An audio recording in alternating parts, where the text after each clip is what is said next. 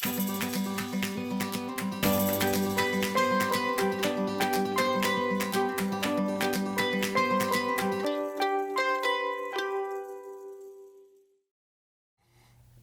to another edition of Between Two FARS. I'm Warneke Miller here at NASA Langley Research Center with Michael Mark, one of our amazing veteran procurement attorneys with almost 40 years of experience.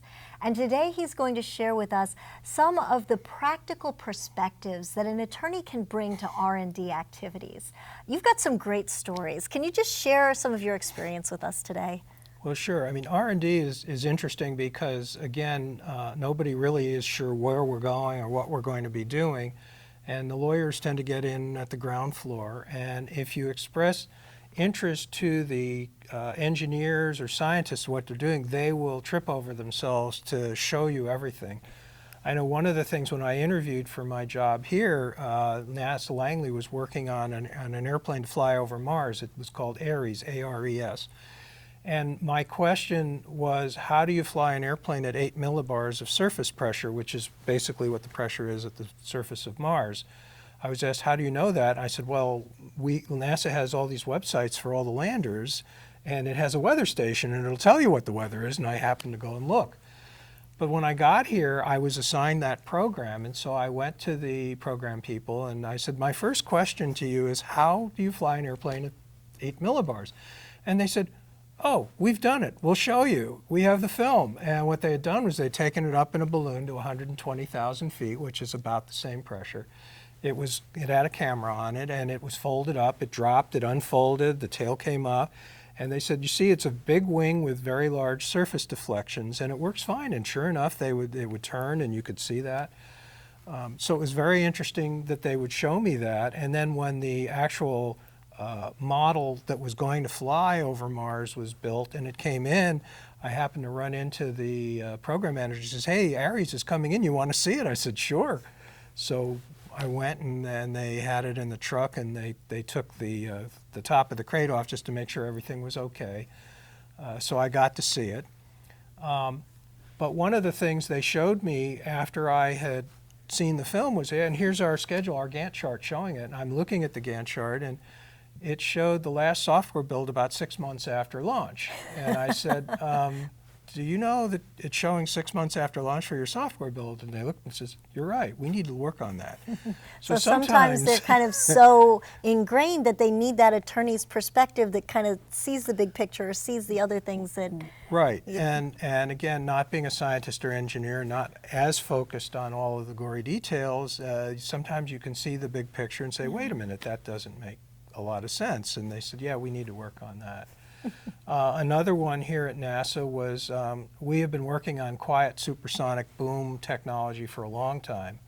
And 6 or 7 years ago, I got a phone call from the program people and said, we've been flying a plane over a community, and we wanted to get responses to the community for how annoying the boom was, or whether they even perceived the boom if it was quiet.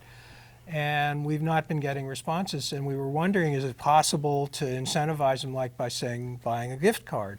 And while I was on the phone with them, I went on to Westlaw, and I typed in the question, and then sure enough, the GAO had already issued a decision that said yes, as long as you document why you're doing this. And so I was able to help them to be able to get a much better response.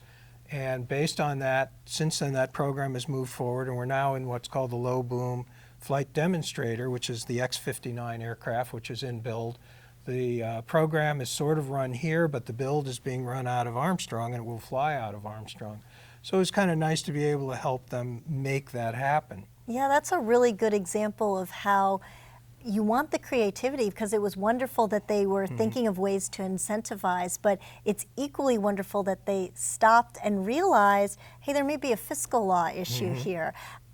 How did you get them sensitive enough to know that they needed to come to you and not just try something new and innovative like that? Well, we do a lot of training on fiscal law issues, and unfortunately we've had a number of ratifications, and in our Langley OCC newsletter, we've actually put articles out about that. I wrote one of them, and just basically saying, if you do this and you're going to seek forgiveness, that's not a good idea. There's a kind of a mantra around here, it's better to ask for forgiveness than permission. So this is not one of those cases because the consequences are very high. I mean, people get disciplinary action or it could be out of their pocket. I had a ratification one time where we did not ratify.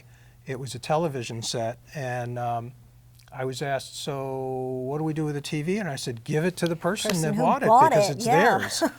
So that was an unfortunate thing. It was not in connection with a research activity, but the researchers, I think, over time have come to realize, yeah, the lawyers can help us and keep us out of trouble, and we don't want to do ratifications. And that's not only training, but it's also those interpersonal relationships Yes. you've been building all these years. Yes. Well, I really enjoyed this. Would you mind coming back one more time and telling us a couple more of these war stories to help Sure. us understand how lawyers really do bring a practical perspective that can help with R&D activities?